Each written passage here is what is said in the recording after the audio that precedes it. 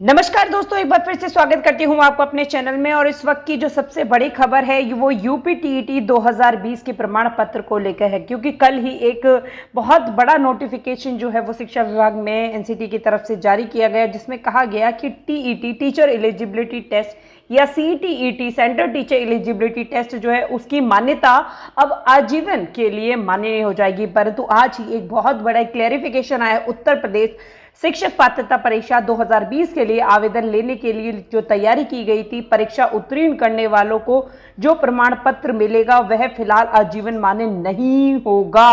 वजह यह बताई जा रही है कि परीक्षा संस्थानों ने इसका प्रस्ताव 2020 में भेजा था, जब जो है एनसीटी ने इसका प्रावधान ही नहीं किया था। इस उनके बाद इस पर प्रस्ताव जो है उसका विचार किया गया, लेकिन परीक्षा व जो प्रमाण पत्र की शर्तों में अभी तक कोई बदलाव नहीं हुआ है। अब शासन चाहे तो एनसीईआरटी से प्रस्ताव लेकर यह प्रावधान कर सकता है, क्योंकि केंद्रीय शिक्षा मंत्री जी ने उनके अनुपालन का जिम्मा राज्यों पर पूरी तरीके से छोड़ दिया है। तो अभी तक के लिए तो यही है कि 2020 का जो प्रमाण पत्र है वो जीवन मान्य नहीं होगा, परंतु अगर सरकार चाहे तो उस पर परमिशन ले सकते हो। डेफिनेटली जो है कोई भी सरकार ये नहीं चाहेगी कि उनके पर्टिकुलर ईयर के जो स्टूडेंट्स हैं उन्हें किस तरीके का नुकसान हो। प्राथमिक स्कूलों में शिक्षक बनने के लिए तादाद तो जो है वो बहुत ज्यादा है, और ऐसे में दावेदारों को राज्य और फिर केंद्र सरकार की ओर से कराई जाने वाली पात्रता परीक्षा उत्तीर्ण करना पड़ता है। प्रदेश सरकार यह इम्तिहान वर्ष में एक बार, जबकि जो सेंट्रल गवर्नमेंट है वो 2 बार होता है, यानी सीटीटी जो है वो 2 बार साल में कराया जाता है।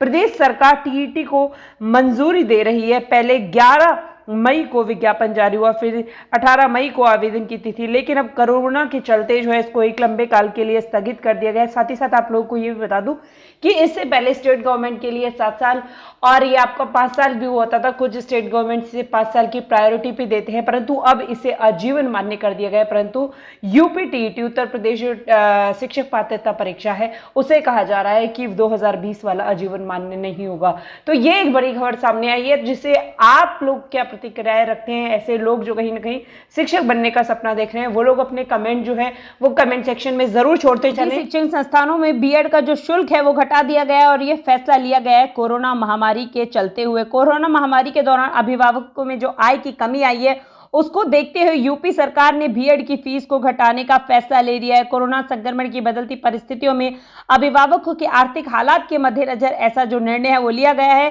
शैक्षिक सत्र 2021 और 22 में बीएड प्रथम वर्ष का शुल्क 45,000 रुपये और सेकेंड ईयर का जो था वो 25,000 निर्धारित किया गया है। एकीकृत 4 वर्षीय अगर आप बीएड करते हैं उसका शुल्क 3,000 प्रति वर्ष जो है वो निर्धारित किया गया है। तो बहुत ही अच्छी पहल है, मैं ये कह सकती हूँ।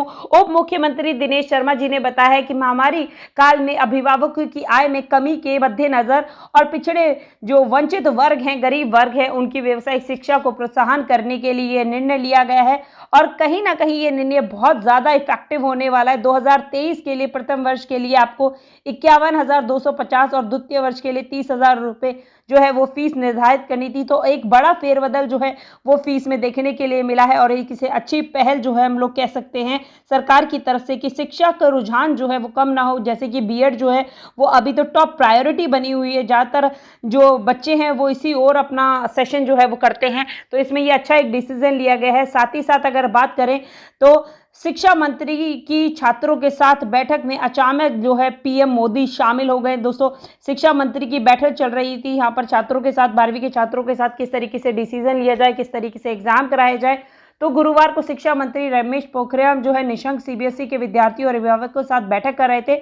इसी दौरान प्रधानमंत्री नरेंद्र मोदी अचानक से इस वर्चुअल बैठक में शामिल हो गए। उन्होंने 12वीं के छात्रों और अभिभावकों के साथ परीक्षा के स्थगन और उस पर चर्चा करने लगे। साथ ही साथ 3 जून को दोपहर में ये बैठक जो है वो आयोजित हुई।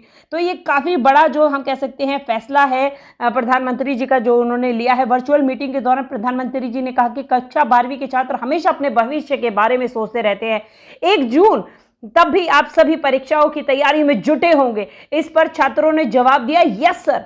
आपने जो भी कहा परीक्षार्थियों को ये एक परीक्षाएं जो होती हैं वो त्योहार की तरह मनानी चाहिए, इसलिए हमें परीक्षा का कोई डर नहीं था। ये बात छात्रों की ओर से कही गई। बैठक के दौरान हिमाचल प्रदेश की एक छात्रा ने 12वीं बोर्ड परीक्षा रद्द करने के लिए प्रधानमंत्री नरेंद्र मोदी जी को धन्यवाद दिया। वहीं पीएम ने छात्रों के साथ बातचीत करते हुए उन्हें भारत की आजादी के लिए 75 साल पूरे होने पर निबंध लिखने और शोध करने के लिए कहा। तो ये एक मैं कह सकती हूँ कि बहुत अच्छा जो है स्टार्टअप है और स्टूडेंट्स को क्लैरिफाई करने का ये एक मौका है। साथ ही साथ सीबीएसई और आईसीएसई बोर्ड सहित 10 बोर्ड जो है वो अब 12th की परीक्षाएं रद्द कर चुके हैं, क्योंकि कुछ बोर्ड कह रहे थे कि हम लोग तो एग्जाम जो है वो जरूर कराएंगे।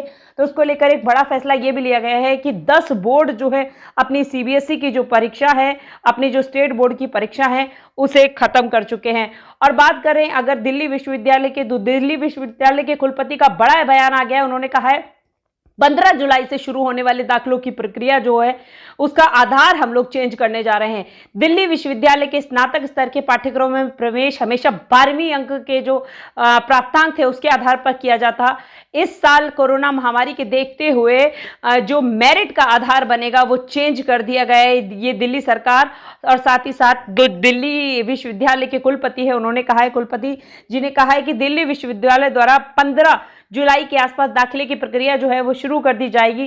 सभी बोर्ड, चाहे वो राज्य बोर्ड हो या सीबीएसई बोर्ड हो, छात्रों को समान महत्व दिया जाएगा। इसमें एक बहुत अच्छी पहल है।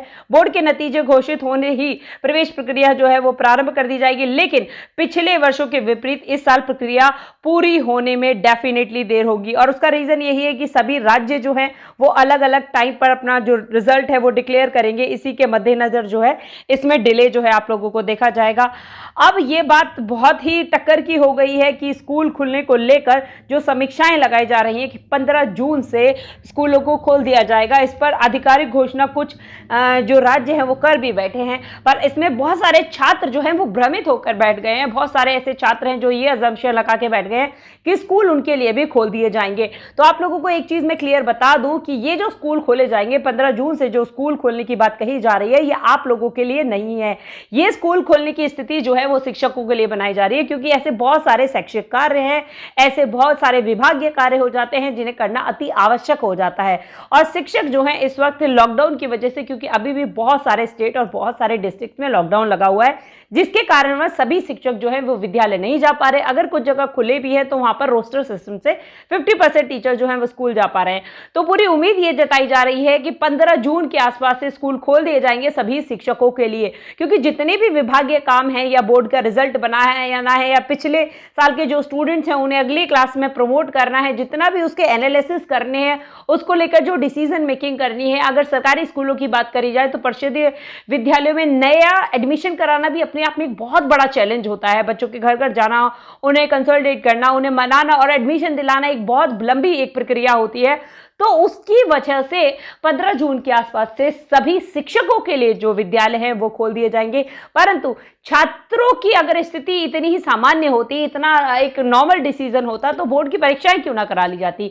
कितना ये इतिहास का सबसे बड़ा फैसला होगा कि आपकी 12वीं की बोर्ड की परीक्षाएं ही पूरी तरीके से रद्द कर दी गई हैं। तो बोर्ड की परीक्षाएं रद्द करने का मतलब आप लोग समझ सकते हैं कि बहुत लंबे समय तक जो स्कूल हैं वो छात्रों के लिए नहीं खोले जाएंगे, चाहे वो स्कूल हो, चाहे वो कॉलेज हो, चाहे वो कोचिंग संस्थान हो, चाहे वो हायर एजुकेशन हब्स हो, वो बहुत जल्दी नहीं खोले जा सकते। क्योंकि आप ये मान के चलिए ग्रेजुएशन लेवल के स्टूडेंट्स को भी ये कह दिया गया कि फर्स्ट ईयर वालों को सेकंड ईयर में प्रमोट कर दिया जाए, और सेकंड ईयर में जिन्होंने फर्स्ट ईयर में एग्जाम दिया था उन्हें भी थर्ड ईयर में प्रमोट कर दिया जाए।